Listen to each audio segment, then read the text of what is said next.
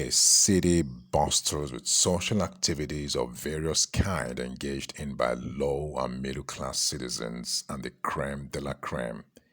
The presence of foreigners in the city engaged in mining black gold adds to the glitters and glamour. Three young ladies in their late teens are caught up in the frenzy of the ever waiting young men and young men at heart. Aniel, Tinu, and Mimi had a handful of men at their beck and call.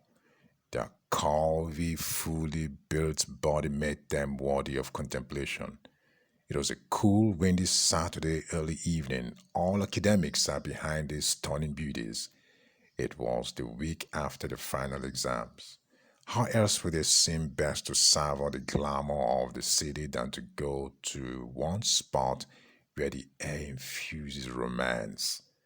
Mimi, speaking flirtatiously, girls, remember each time we come by this arena, we barely keep the men from having us as dessert. Annual, we always go home with lots and lots of cash that we don't even lack. Tinu, a bit hesitant. Aniel, you're from a very wealthy family, and Mimi, you're from a middle class family.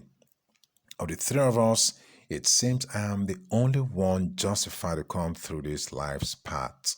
Mimi, speaking sarcastically, hey, hold your peace. Who says Aniel and I don't need the money? Don't mind me, John. Tino, we understand how you're supporting to pay house rent and ensure that all seven of you feed in the house.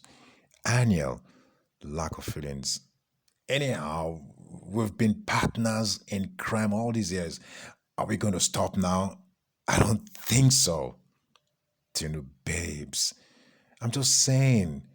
You guys know this is the only way I can guarantee a ticket to the university. I have to save every penny I can, but you, my friends, have your parents to back you all through university.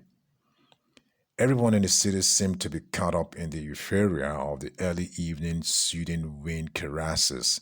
Eateries are packed full, social and business transactions are going on. The three beauties decided on the one eatery that exhibit the most aura for the sweetness they feel. As they walked in, it seemed as though all the men stopped breathing. The beauties lavishly walked on to an available table with their body fitted cleavage showing micro mini gown, browsing the tables for the men that is best suited for their charm and the men they got. Man 1, chocolate brown skin, 6 foot with broad shoulders, with baritone voice. What are the charming beauties like you doing out here by yourselves? Aniel, coquettishly, who wants to know? Man 1, with a broad smile. I know you ladies want to be alone, but I also know you beauties will enjoy being alone with my friends and I, pointing to the table across the hallway. It's almost like the romantic infusion of the day handpicked these three men, for they are not the type that can be resisted by ladies either. As the ladies walked across, most of the men in the eatery wished they were walking to them, or better still, that they are the ones walking with them. These beauties sure know how to make the men feel uneasy between their thighs. They parade every endowment nature has bestowed on them, and one walked tall like a winner of a highly prized trophy.